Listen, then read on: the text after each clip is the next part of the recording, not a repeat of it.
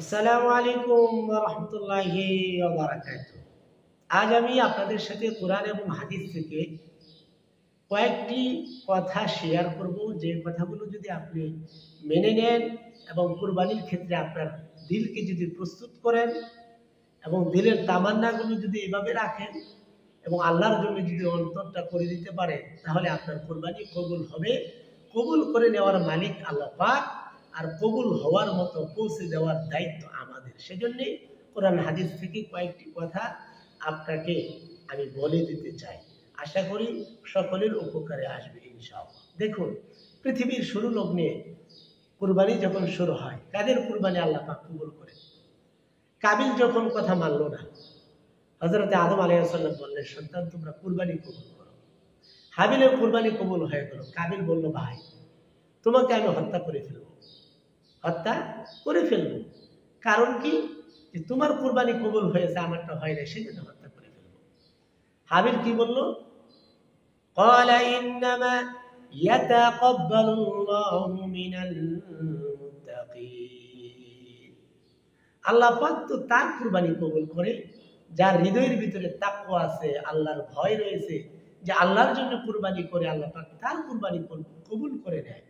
তবে ভাই, তুমি আমাকে যদি হত্যা করো, আমি কিন্তু তোমার দিকে আমার হাত, তোমাকে হত্যা করার জন্য, তোমাকে মার দেওয়ার জন্য, তোমার শরীরে আঘাত করার জন্য কিন্তু আমার হাত তোমার দিকে আমি প্রসারিত করব না। কেন? আমি আল্লাহকে ভয় করি, আমি আল্লাহর জন্য কাজ করি। সুবহানাল্লাহ। শুধু তাই নয়, আল্লাহ পাক সূরাতুল কাউসারের ভিতরে বলেন, ফাসাল্লি লিরাব্বিকা ওয়ানহার।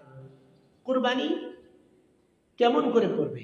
নামাজ যেমন আমার জন্য করো, নামাজ শুধুমাত্র আমি রবের জন্য করো, আমি রবের জন্য আদায় করো, নামাজের মতোই সেম কুরবানিটা শুধুমাত্র আমি রব্বি কারিমের জন্য করতে হবে, তাহলেই তোমার কুরবানি কবুল হবে। সুবহানাল্লাহ, সুবহানাল্লাহ।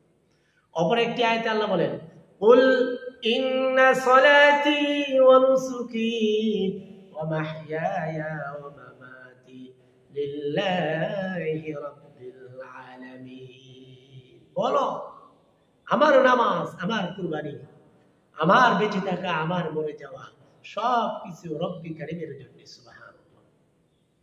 সেজন্য আমার নামাজ, আমার কুরবানি, আমার বেঁচে থাকা, জীবদ্দশায় যত কাজ করি সব কার জন্য? আল্লাহর জন্য। আমার মরে যাওয়া আল্লাহর রাহে কুরবানি হতে হবে। আল্লাহর রাস্তায় আমার জীবনকে মিলাই দিতে হবে। আল্লাহর রাস্তায় সকাল থেকে সন্ধ্যা, সন্ধ্যা থেকে সকাল, সমস্ত কাজগুলি আল্লাহ পাক যেভাবে হুকুম করেছে সেভাবে করতে হবে।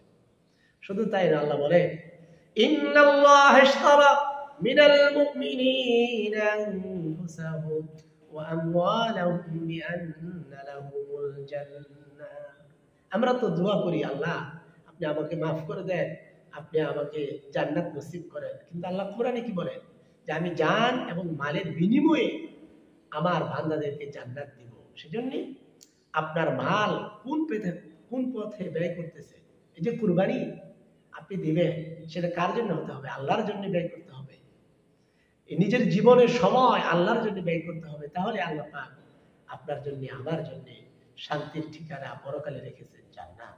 সেজন্য কয়েকটি কোরআনের আয়াত থেকে আমরা বুঝতে পারলাম, কুরবানি মূল কথা হচ্ছে আল্লাহ পাকের জন্য তাকওয়া রাখতে হবে। আমাদের মনের ভিতরে কার জন্য আমরা কুরবানি দিতেছি? শুধুমাত্র আল্লাহর জন্য দিতেছি। আর এই ভুলটি করা যাবে না। অবশ্যই কারো নামে কুরবানি হয় না, আমাদের সকলের পক্ষ থেকে রবের জন্য কুরবানি। আমাদের সকলের পক্ষ থেকে অথবা আমার পক্ষ থেকে আমার রবের জন্য কুরবানি। আমার নামে কখনো কুরবানি হবে না, আল্লাহর জন্য কুরবানি হবে। সম্মানিত ঈমানদার মুসলমান ভাই বোনেরা, আশা করি কোরআন এবং হাদিস থেকে এই কথাগুলো আপনাদের অনেক উপকারে এসেছে। সকলেই যেন এই মূল বিষয়গুলো জানতে পারে এবং শিখতে পারে।